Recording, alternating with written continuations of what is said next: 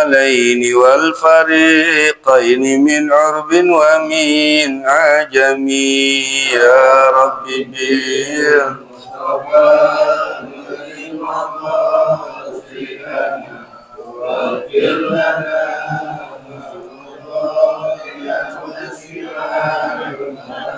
اللهم صل وسلم وبارك عليه وعلى آله.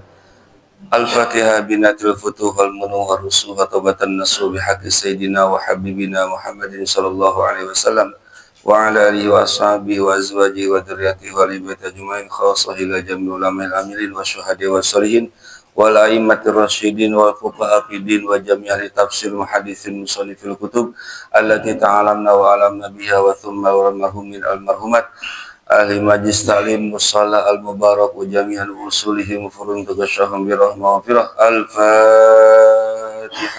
A'udzu billahi minasyaitonir rajim. Bismillahirrahmanirrahim. Alhamdulillahirabbil alamin arrahmanir rahim maliki yaumiddin. Iyyaka na'budu wa iyyaka nasta'in ihdinas siratal mustaqim siratal ladzina an'amta 'alaihim ghairil maghdubi 'alaihim waladdallin. Amin. Ma'asyiral hudur wal hadirat rahimakumullah wa yar'akum. Wabil khusus para pengurus Majelis Taklim Musalla Al-Mubarak. Alhamdulillah pada Jumat pagi ini kita dapat berkumpul kembali di pengajian kitab tafsir, dan sekarang masih di halaman 2.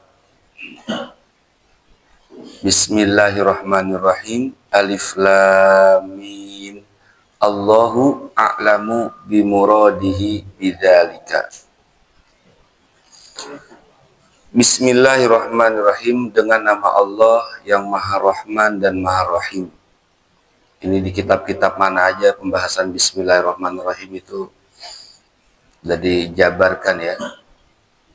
Cuman karena ini kitab bukan baca Quran, jadi nggak ditulisin a'udzu dulu.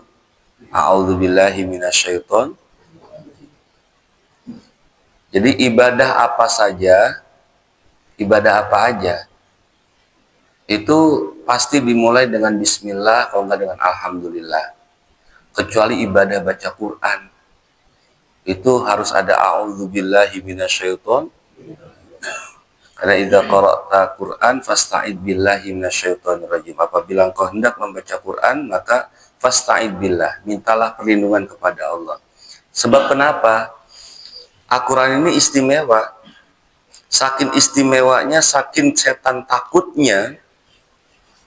Ya, jadi orang banyak dihalangi untuk baca Quran. Coba perhatikan, renungkan. Kita yang udah bisa, pasti males baca Quran. Itu yang bisa. Yang nggak bisa, apalagi. Males ngajinya, males belajarnya. Udah usia lewat, udah malu. Udah. Nah itulah ya, salah masuk Pak. Al-Quran itu begitu, sehingga ya hanya ibadah baca Quran ya, alam sehat. Ya Pak, sehat. Hanya ibadah baca Quran yang dianjurkan untuk fasta'id billah, minta perlindungan kepada Allah. Ya, karena ini bukan baca Quran, ini hanya ngaji tafsir. Pak Puji, alhamdulillah Pak RW kita datang ini. Pak Haji Suwarno, sehat Haji. Sehat Haji, alhamdulillah.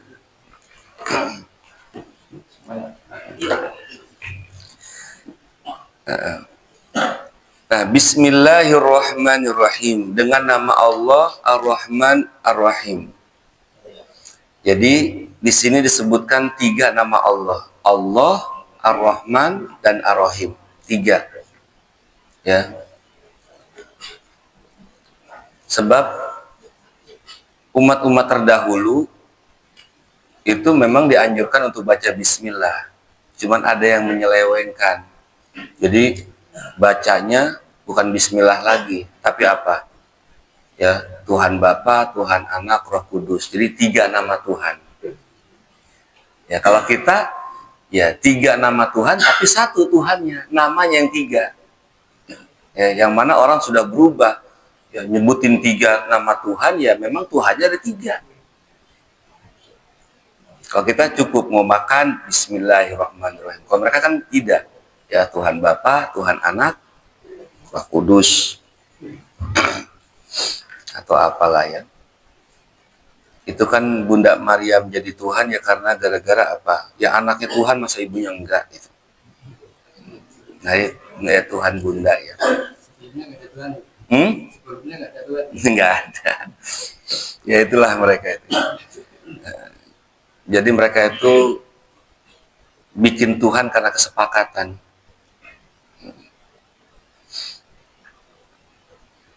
Yang enak ini jangan Tuhan anak, ya karena Tuhan yang menjelma jadi anak, jadi manusia gitu. Kok dibilangnya Tuhan anak, ya karena Yesus Kristus itu berdoa pada Bapakku di sorga. Berarti kan Bapaknya ada tuh.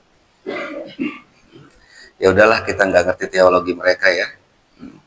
Tapi yang jelas mereka adalah umat Nabi juga, umat Nabi Muhammad, tapi umat apa namanya tuh, umatul dakwah, umat yang wajib kena dakwah. Kalau kita umatul ijabah, umat yang sudah menjawab panggilan Nabi, ajakan Nabi, namanya umatul ijabah.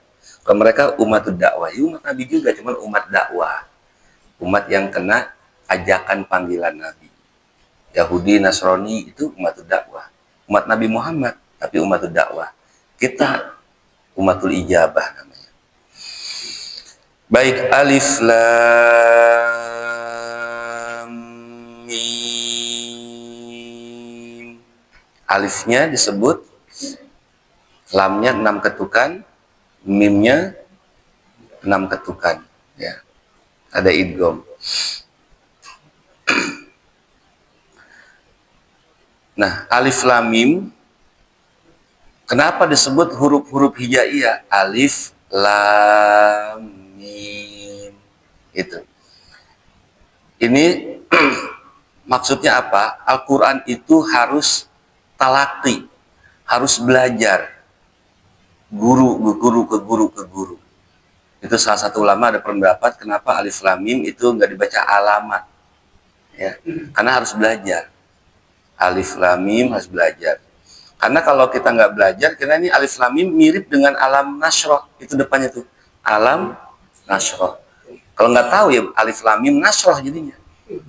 Ya, kalau ini juga dibaca alam takutnya ntar. Padahal bacanya alif lam mim. Gitu. Jadi harus belajar.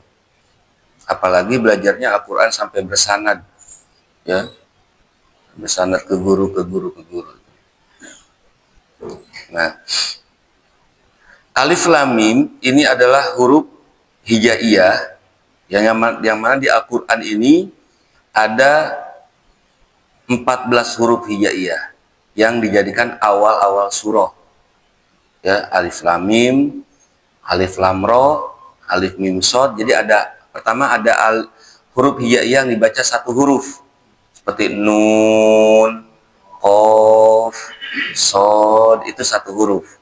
Yang 2 huruf ha mim, toha, yasin, itu yang 2 huruf. Yang 3 huruf ya ini alif lam mim, alif lam ra. Yang 4 huruf alif lam mim shad.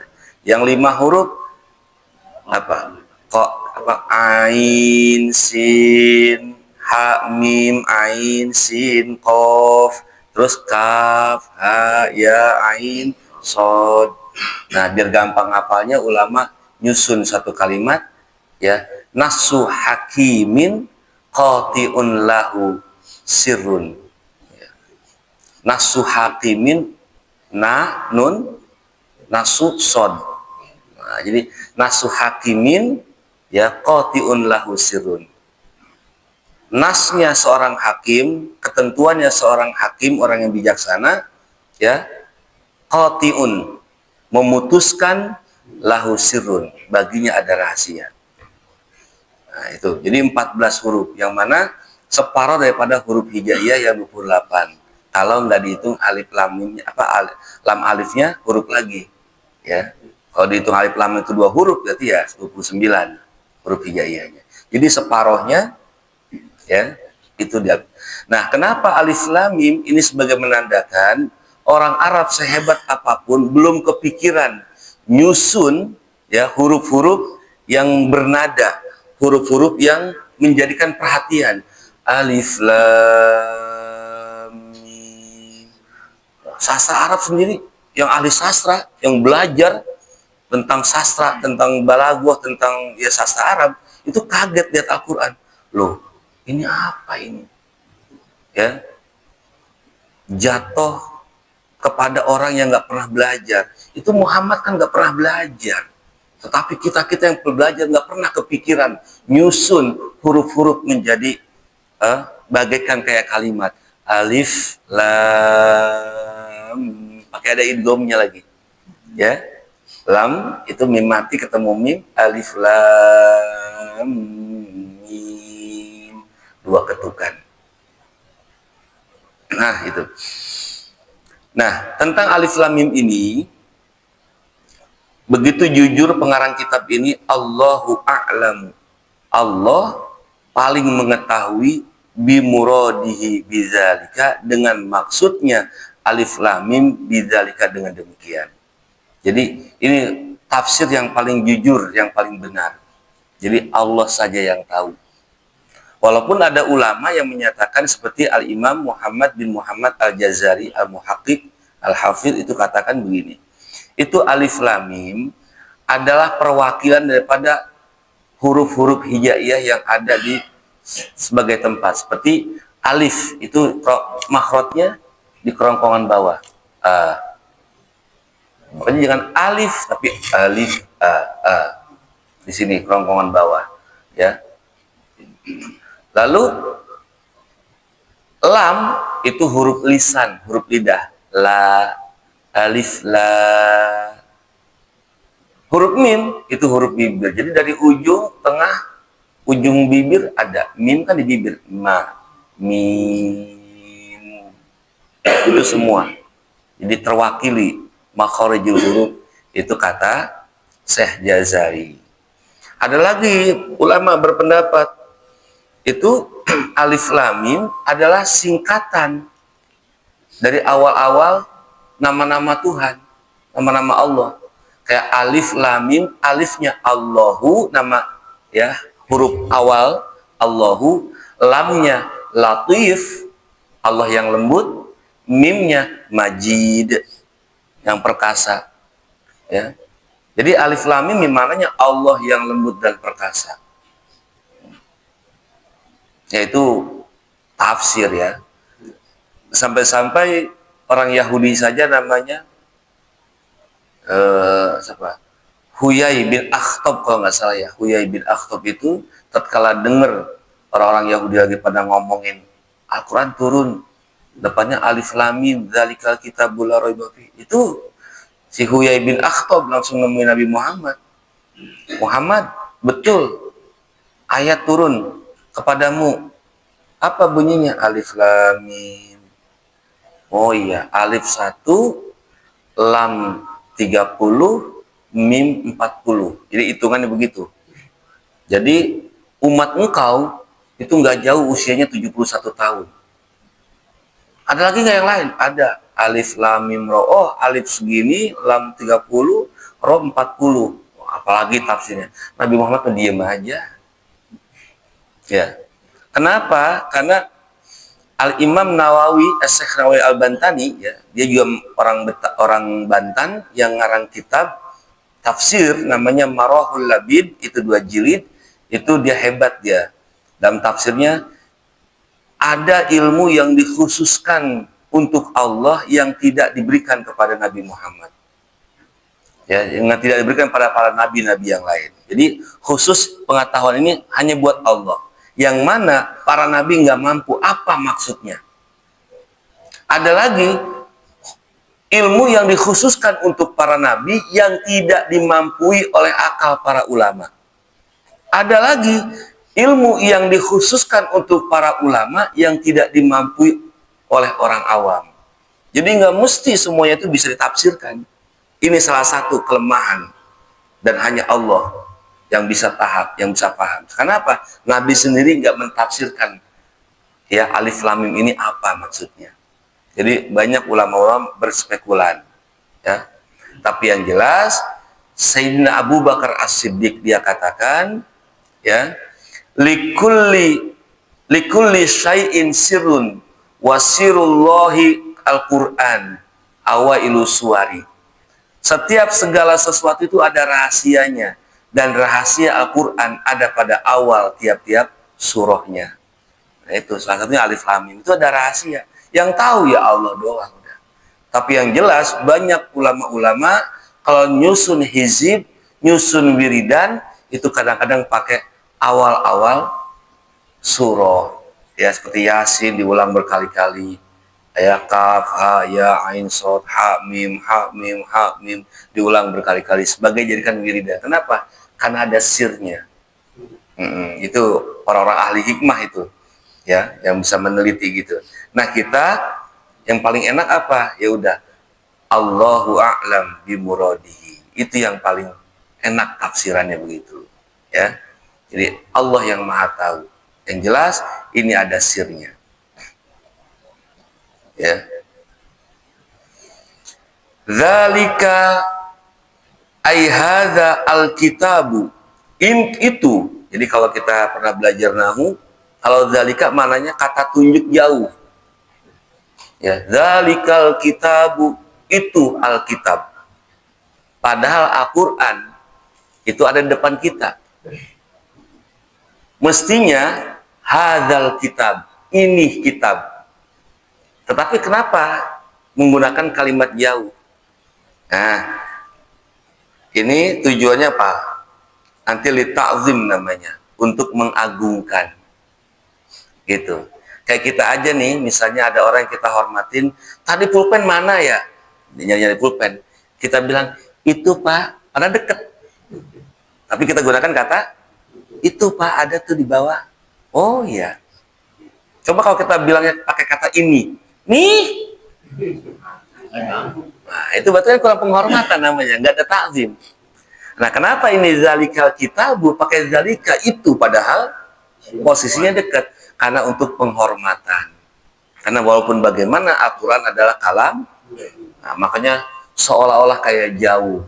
Padahal Al-Quran itu dekat di depan kita. Tapi kata untuk penghormatan, maka pakai kata zalika, pakai kalimat jauh. Padahal kata Allah, aku ini sebagai yang bicara adalah lebih dekat daripada urat nadimu.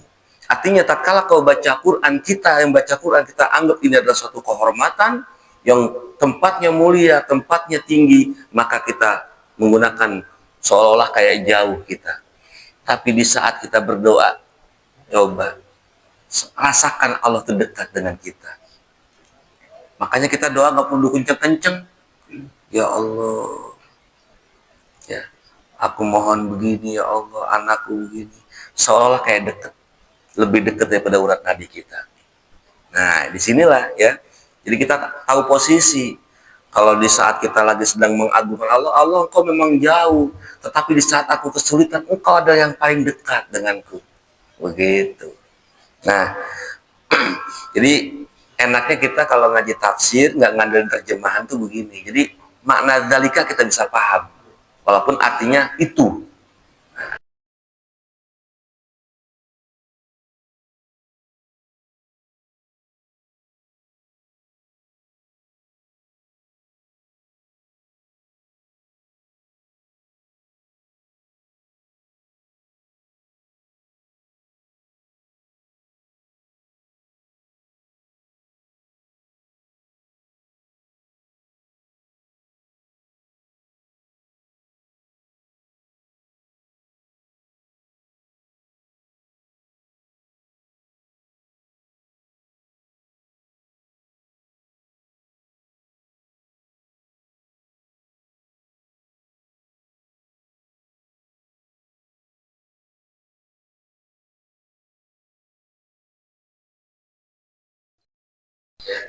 Jadi boleh baca Zalikal kitabul la raib fihi hudan lil muttaqin. Boleh baca Zalikal kitabul la raib fihi hudan lil muttaqin. Karena makna muannats ini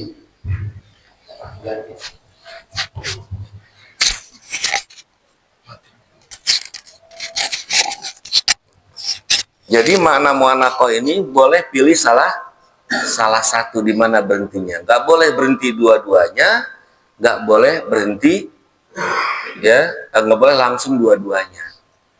Jadi di fihi la raiba berhenti, di fihi berhenti nggak boleh. Apalagi nyambung semuanya. Zalikal kitabul la raiba fihi hudal lil muttaqin. Itu nggak boleh dalam segi bacaan. Karena itu waqaf mu'anakoh. Kecuali tahlilan ustadznya buru-buru. Itu zalikal kitabul la raiba fihi hudal lil muttaqin, dibaca dilabrak semuanya. Boleh kalau buat tahlilan. Tapi kalau lagi baca Quran jangan pilih salah, karena itu waqaf mu'anakoh namanya.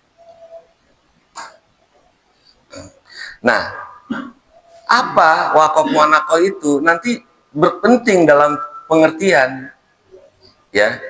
Zalikal kitabul la raib, itu Alkitab la raib, tidak ada keraguan, titik. Fihi hudal lil muttaqin, padanya ada petunjuk buat orang-orang bertakwa. Jadi bisa beda artinya dengan kalau kita berhenti di fi. Contoh, zalikal kitabul la raiba fi, titik. Itu kitab tidak ada keraguan di dalamnya. Berarti kan ragu dalam kitabnya. Kalau tadi fihi hudan, padanya ada petunjuk. Nah, bisa beda arti. Ya, jadi salah berhenti, salah koma juga beda arti nantinya. Contoh seperti kalimat ibu guru saya belum mandi. Itu salah. Wakof salah berhenti bisa arti, beda artinya. Contoh, misalnya ada seorang guru tanya padamu, mengapa kau terlambat? Kalau muridnya jawab, Bu Guru, saya belum mandi. Jadi terlambat karena belum mandi. Jadi, Bu Guru, titik. Saya belum mandi. Tapi kalau misalnya titiknya beda, nggak di situ naruhnya. Kenapa kamu terlambat? Bu Guru saya, titik, belum mandi. Jadi yang belum mandi siapa? Gurunya. Ya gurunya. Gara-gara titiknya tuh. Gara-gara salah naruh titik. Jadi pengertiannya bisa beda.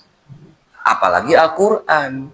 Makanya perlu yang namanya belajar Al-Quran itu tanda-tanda berhenti diperhatikan. Syukur-syukur ada gurunya.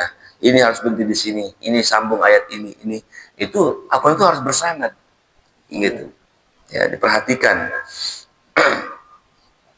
Nah, kita lanjutkan ya. Jadi la raiba.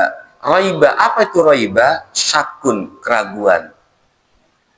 Nah, raiba saya lihat di kamus itu artinya apa? Tuhmah. Ada kecurigaan. Artinya raiba itu mana kecurigaan. Ya. Ada kecurigaan, dan juga qalqa. Qalqa ini apa? Guncangan dalam jiwa, ittirab. Ada guncangan dalam jiwa. Jadi yang mana agama-agama lain sudah mencurigai kitab sucinya sendiri. Sudah banyak yang mencurigai kitab sucinya sendiri. Apa betul ya ini adalah kalamnya Tuhan ya?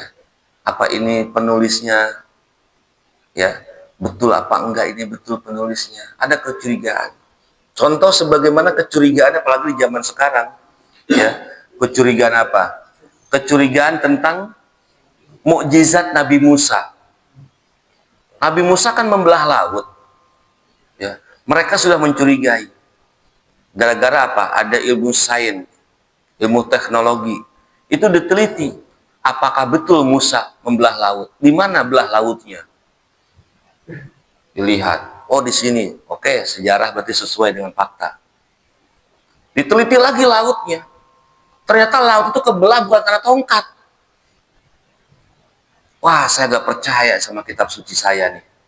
Katanya Musa itu membelah laut dengan tongkat. Padahal pada masa itu, di waktu ini, kalau dikalkulasikan bertepatan dengan tanggal ini, tahun ini, memang ada sejarah laut kebelah, tapi kebelahnya bukan karena tongkat, tapi karena ada pergesekan lempengan dasar laut.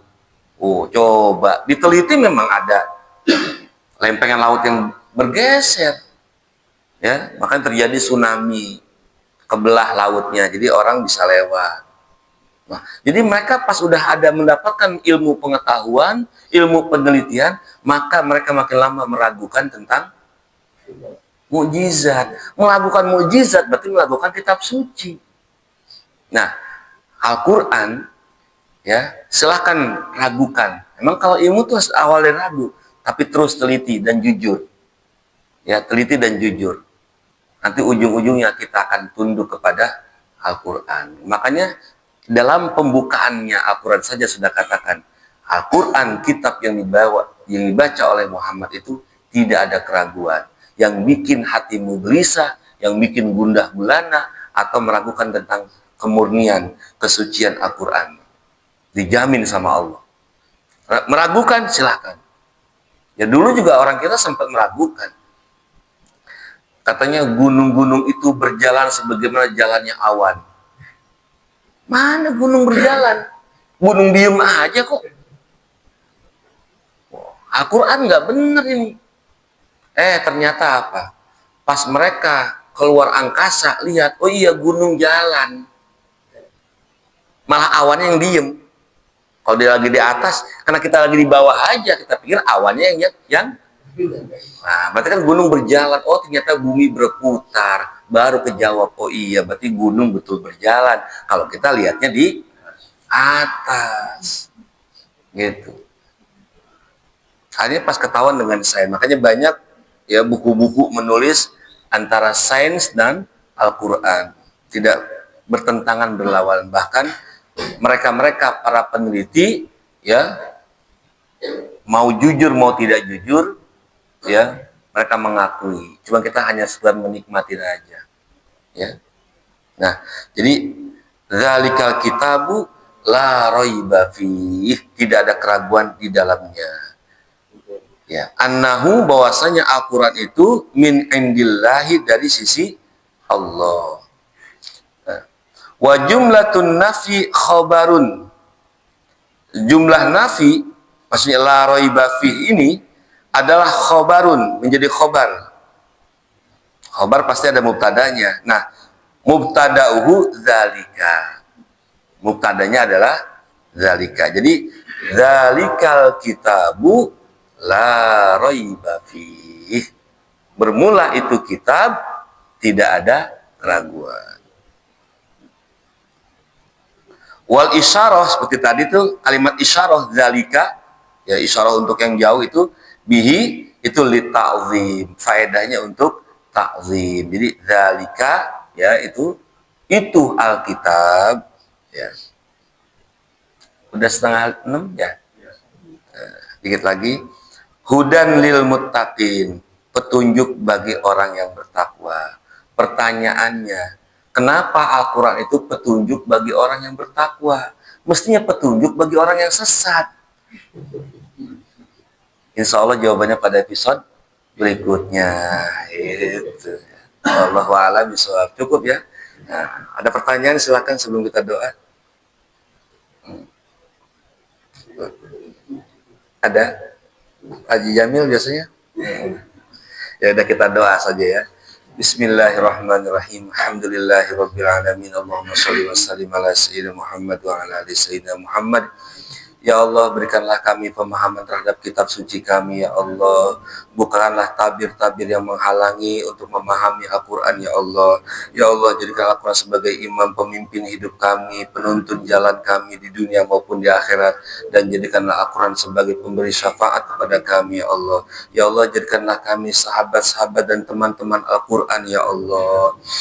Orang yang dekat dengan Al-Quran, ya Allah. Dan jadikanlah keluarga kami, anak kami, cucu kami Ahlul Quran. Wassalamualaikum Muhammadin walhamdulillahi rabbil alamin. Assalamualaikum warahmatullahi wabarakatuh.